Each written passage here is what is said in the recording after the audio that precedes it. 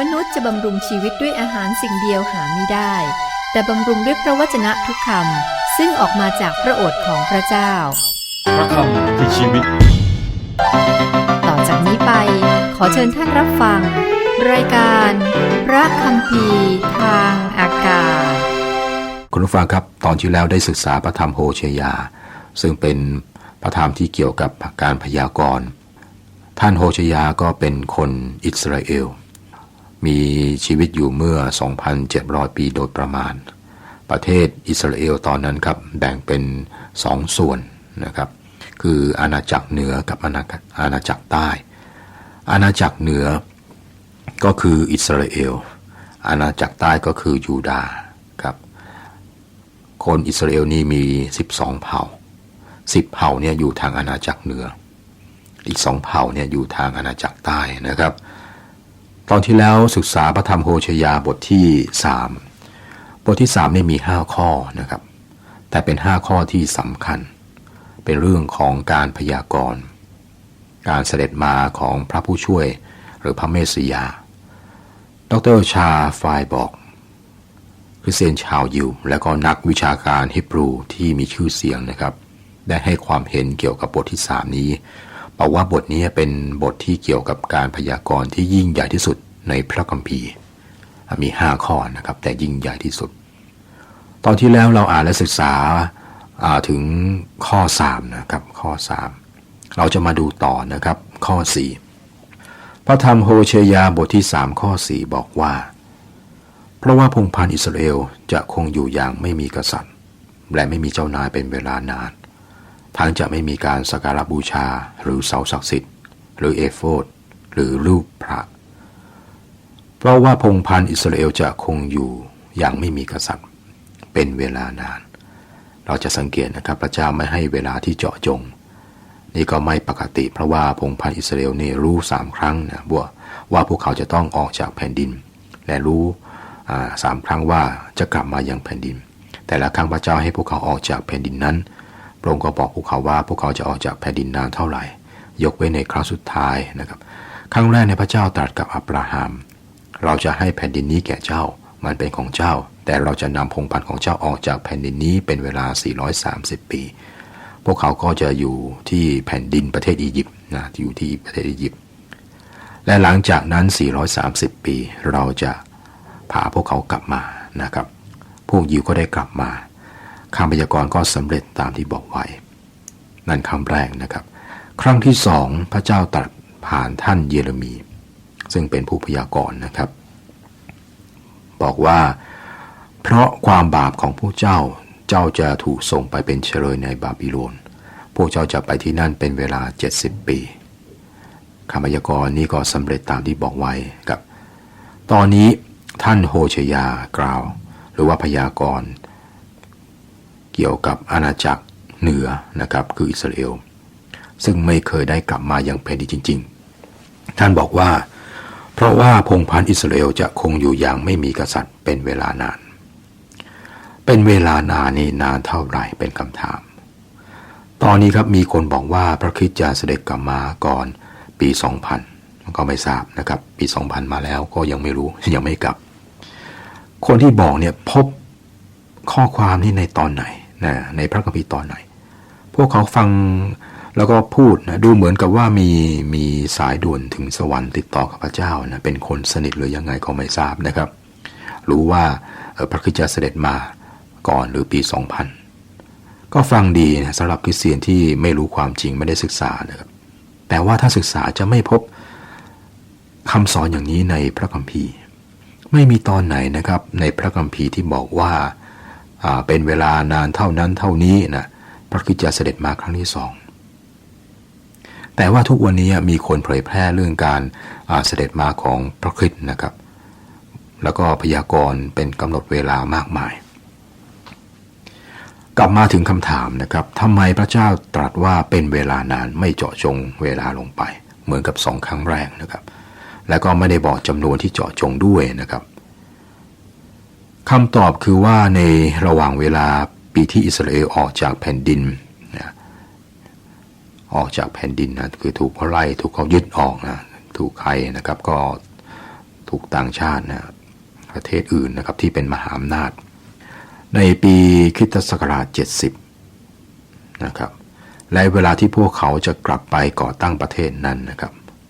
พระเจ้าได้ทรงเรียกประชากรของพระองค์จากท่ามกลางคนต่างชาติแล้วก็ได้สร้างคริสตจักรนะครับตรงนี้ก็ต้องบอกว่าก่อนอื่นเนี่ยผมเชื่อว่าเราอยู่ในยุคสุดท้ายมีคนถามว่าพระคริสต์จะเสด็จมาในไม่ช้าหรือผมบอกไม่รู้นะว่าเมื่อไหร่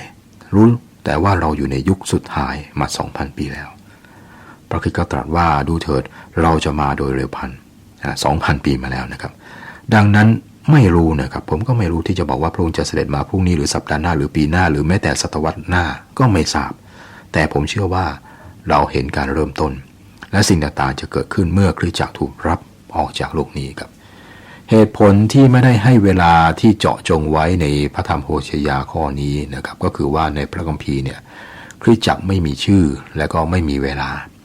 เรามีส่วนหนึ่งของคริสตจักรแท้เป็นชาวสวรรค์ไม่มีชื่อนะครับผมคิดว่าบางคนคิดว่าชื่อของคริสตจักรคือ Baptist Presbyterian Methodist หรือว่าคริสเตียนก็อยากจะบอกนะครับคริสตจักรเนี่ยไม่มีชื่อพระคัมภีร์ไม่เคยให้ชื่อนะครับภาษากรีกคำว่าคริสตจักรนั้นมาจากคำที่แปลว่ากลุ่มที่ถูกเรียกออกมาพระเจ้าเรียกกลุ่มคนออกมานะครับคริสตจักรเนี่ยไม่มีชื่อและก็ไม่มีเวลาถ้าเราพบกับอัครสาวกเปโตรนะครับ1 ชั่วโมงก่อนที่พระวิญญาณบริสุทธิ์จะเสด็จมาในวันเพนเทคสเตย์ในพระธรรมกิจการนะครับถ้าสมมุติว่าเราพบแล้วก็ถามท่านเปโตรบอกท่านรู้ไหมว่าจะเกิดอะไรขึ้นในอีกไม่ช้าผมเชื่อว่านะครับอาจารย์เปโตรก็บอกว่าไม่รู้จะเกิดอะไรขึ้นท่านไม่รู้ว่านะครับจะเกิดอะไรขึ้นเพราะว่าการเกิดของคริสตจักรเนี่ยประกาศไว้แล้วแต่ไม่ได้บอกเวลาไว้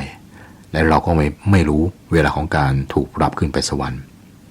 ไม่รู้เวลาเมื่อคริสตจักรถูกรับไปจากโลกนี้ด้วยเหตุนั้นนะเราไม่รู้ครับแต่เรารู้ว่านะเพราะว่าพงศ์พันธุ์อิสราเอลจะคงอยู่อย่างไม่มีกษัตริย์เป็นเวลานานไม่ได้ให้เวลาที่เจาะจงแก่เรานะครับอิสราเอลก็จะคงอยู่เป็นเวลานานโดยไม่มีกษัตริย์มีคนในแผ่นดินนั้นในทุกวันนี้ที่อ้างว่าพวกเขาสามารถบอกท่านได้ว่าพวกเขาอยู่เผ่าอะไรนะคนยิวนะครับมาอ้างได้ว่ามาอยู่เผ่าอะไรคนยิวนี่มี12เผ่าผมก็สงสัยอย่างน้อยพวกเขาก็อ้างเช่นเดียวกันอย่างนั้นนะครับอย่างไรก็ตามครับไม่มีคนอิสราเอลคนใดในตอนนี้ที่สามารถบอกว่าข้าพเจ้าหรือผมดิฉันเนี่ยเป็นเชื้อสายของดาวิดผมมีสิทธิ์ครอบครองบัลลังก์ของดาวิดคนเดียวผู้เดียวนะคนเดียวเนี่ยไม่ถูกผู้เดียวที่สามารถอ้างเช่นนั้นทุกวันนี้ก็อยู่ที่เบื้องขวาพระหัตถ์ของพระเจ้านั่นคือพระคริสต์นะไม่มีเจ้านายพวกเขาไม่มีใครที่จะครองบัลลังก์นะครับถ้าพระคริสต์ไม่ใช่พระเมสสิยาของพวกเขาก็ไม่มีใครเลยและไม่เห็นใครที่จะเป็นได้ไม่มีการสักการะบูชาในวลีข้อ4นี้นะครับต้องกลับไปเปิดพระธรรมลูกาบทที่21ข้อ24นะครับบอกเราว่าคนต่างชาติจะเหยียบย่ำกรุงเยรูซาเล็มจนกว่าเวลากำหนดของคนต่างชาตินั้นจะครบถ้วนดังนั้นคนมากมายอ้างว่าเราอยู่ในปลายสมัยเวลากำหนดของคนต่างชาติเพราะว่าอิสราเอลครอบครองกรุงเยรูซาเล็มในทุกวันนี้แต่พวกเขาก็ครอบครองกรุงเยรูซาเล็มจริงหรือไม่นะครับสถานที่ศักดิ์สิทธิ์ทุกแห่งในกรุงเยรูซาเล็มนะครับไม่ใช่เป็นของคนยิวนะครับแต่อยู่ในเขตปกครองของมุสลิมคริสตจักรรัสเซียคริสตจักรกรีกคริสตจักรอาร์เมเนียนหรือว่าคริสตจักรคาทอลิกนะก็อยู่ในเขตของมุสลิมนะของคริสตจักรรัสเซียของคริสตจักรกรีกคริสตจักรอาร์เมเนียนนะหรือคริสตจักรคาทอลิกนะครับของคนยิวแท้ๆที่เป็นสถานที่ศักดิ์สิทธิ์เนี่ยไม่ได้อยู่ในการครอบครองของคนยิวและพวกเขาก็สร้างวิหารหรือว่าคริสตจักรเหนือสถานที่เหล่านั้นนะครับพวกเขาในที่นี้คือคริสตจักรที่เป็นรัสเซียกรีกอาร์เมเนียนหรือคาทอลิกนะครับก็สร้างโบสถ์บนสถานที่ศักดิ์สิทธิ์ก็เป็นผู้มีสิทธิ์นะครับแต่ว่าไม่ใช่ของคนยิวนะครับอิสราเอลไม่ได้ครอบครองสถานที่ศักดิ์สิทธิ์เหล่านั้นเลยและคนยิวก็ไม่กล้าแตะต้องด้วยนะครับไม่มีเสาศักดิ์สิทธิ์นะพระเจ้าไม่ได้ประทานรูปเคารพให้แก่คนอิสราเอลนะครับ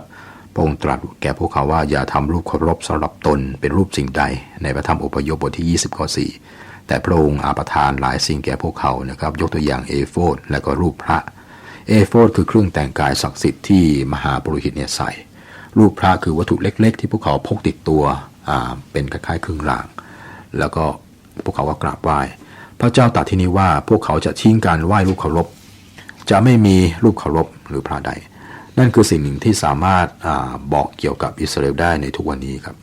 พวกเขาไม่ได้ไหว้รูปเคารพแม้ว่าพวกเขาไม่ได้หันมาหาพระเจ้าพวกเขาทิ้งรูปเคารพแล้วนะครับข้อ5บอกว่า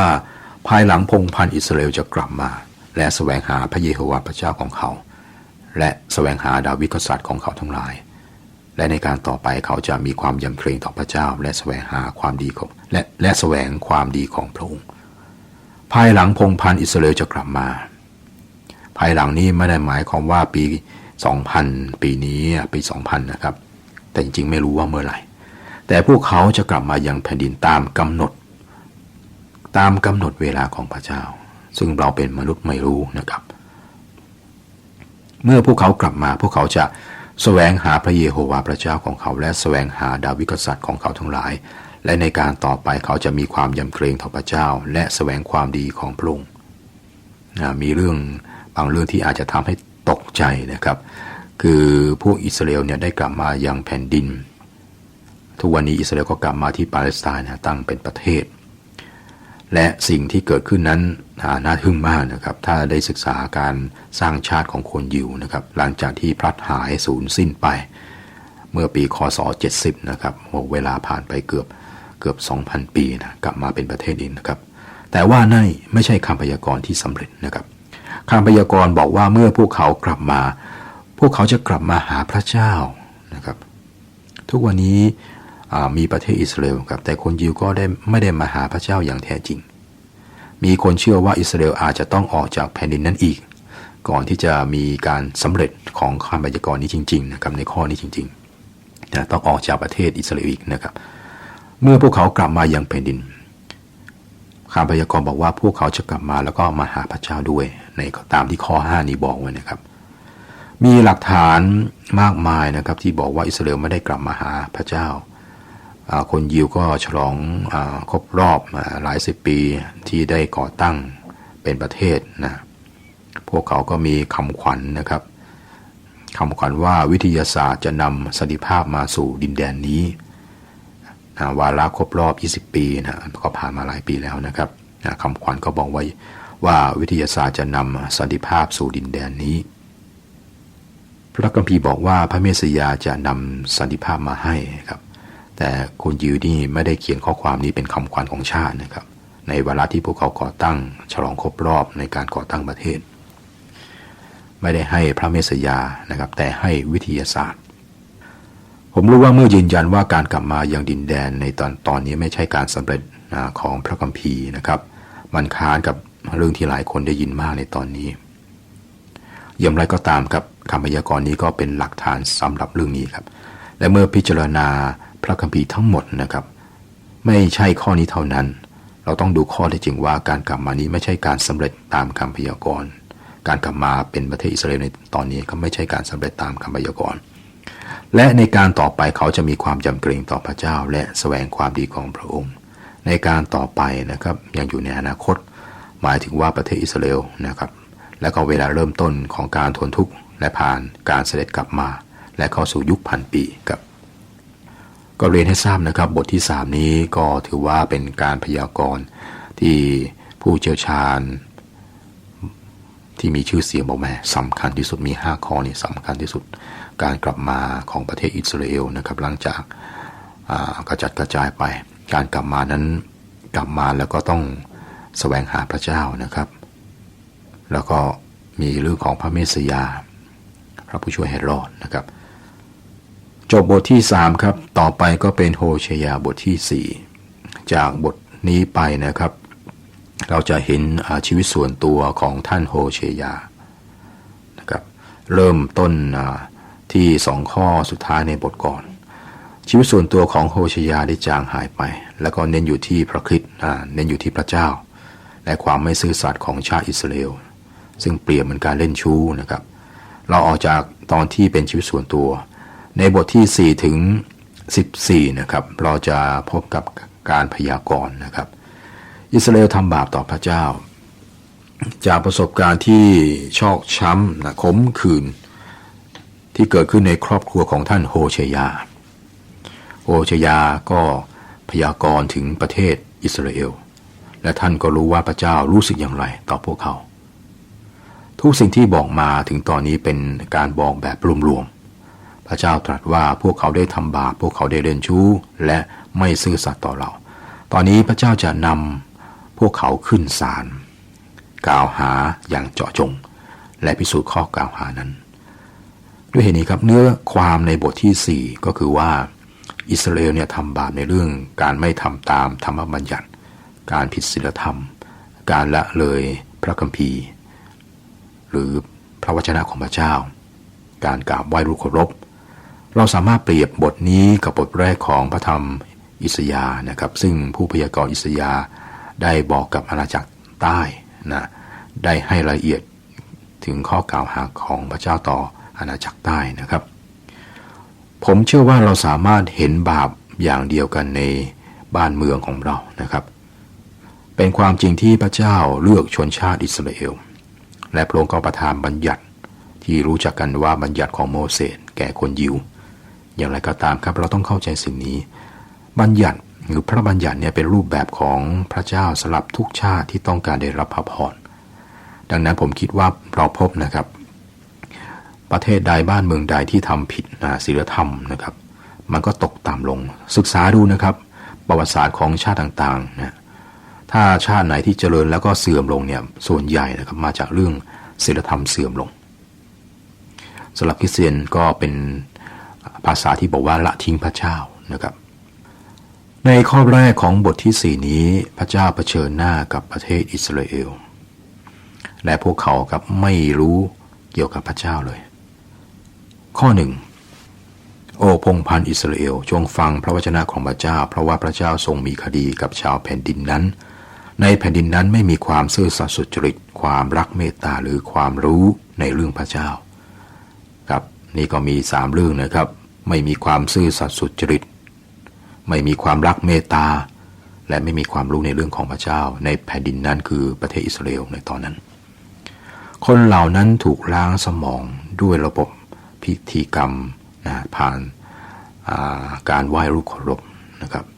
แม้ว่าพระเจ้าจะสั่งให้พวกเขาเมตตาเขาก็ไม่ได้แสดงความเมตตา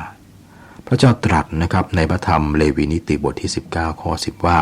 อย่าเก็บผลที่สวนองุ่นให้หมดเจ้าอย่าเก็บองุ่นที่ตกในสวนของเจ้าจงเหลือไว้ให้คนยากจนและคนต่างด้าวบ้างเราคือพระเยโฮวาห์พระเจ้าของเจ้าพูดอีกอย่างนะพระองค์ตรัสว่านี่คือวิธีที่เราดูแลคนยากจนและเจ้าก็ต้องทำสิ่งนี้ด้วยนะครับทำไมครับเพราะว่าเราเป็นพระเจ้าของเจ้าและเราเป็นพระเจ้าผู้ทรงบริสุทธิ์ประชาชนลืมสิ่งเหล่านี้ครับไม่มีความรู้ในเรื่องของพระเจ้าในแผ่นดินอิสราเอลในตอนนั้นและพวกเขาก็ไม่มีความเมตตาอีกด้วยมีการถือศาสนาครับแต่ไม่ได้ปฏิบัติกลับมาที่เรื่องของเราเนี่ยครับก็มีการนับถือนะบอกว่าเป็นคนนับถือคริสตศาสนามากมายครับแต่ผู้นับถือหรือผู้ที่บอกเนี่ยจริงๆแล้วก็ไม่มีความรู้ในเรื่องพระเจ้าเหมือนกันคุณผู้ฟังครับเราศึกษาพระธรรมโฮเชยาซึ่งกำลังสนุกนะครับอยู่ในบทที่4โฮเชยาก็มีทั้งหมด14บทเป็นเหตุการณ์ที่เกี่ยวกับประเทศอิสราเอลในสมัยของโฮเชยาเนี่ยท่านก็เป็นผู้พยากรณ์อยู่ในอาณาจักรเหนือที่เรียกว่าอิสราเอลนะครับท่านก็เป็นผู้พยากรณ์อยู่อาณาจักรใต้ก็มีผู้พยากรณ์ของพระเจ้าอยู่นะครับเราจะศึกษาบทข้อต่อไปซึ่งก็ต้องใช้เวลานะครับแต่ผมดูเวลาแล้วคงจะไม่พอครับสำหรับวันนี้ก็จะจบบทที่4ข้อ1นะครับขอพระเจ้าอวยพรสวัสดีครับ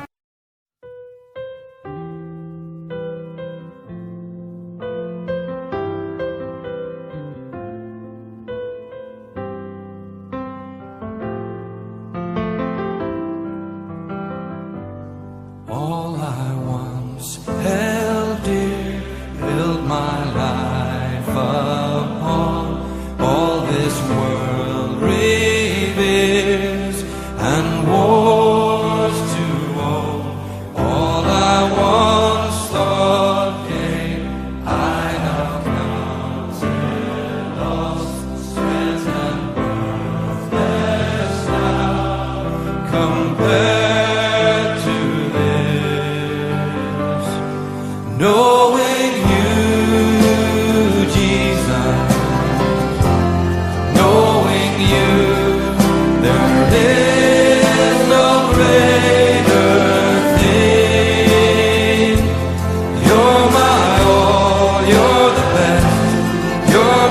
joy, my righteousness, and I love you, Lord. Now my heart's desire is to know you more, to be found in you, and known as yours, to possess by faith what I could not earn, all surpassing gift of righteousness. Knowing you, Jesus, knowing you, there is no greater thing. You're my all, you're the best, you're my joy, my righteousness, and I love you, Lord. Oh, to know the power of your risen life, and to know you in your suffering, to become like you in your death, my Lord, so with you to live and never die. Knowing you, Jesus, knowing you, there is no greater thing. You're my all, you're the best, you're my joy, my righteousness, and I love you, Lord. And I love you, Lord.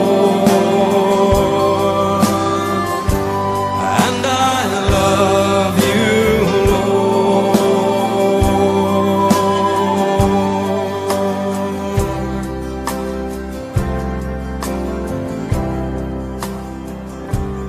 Knowing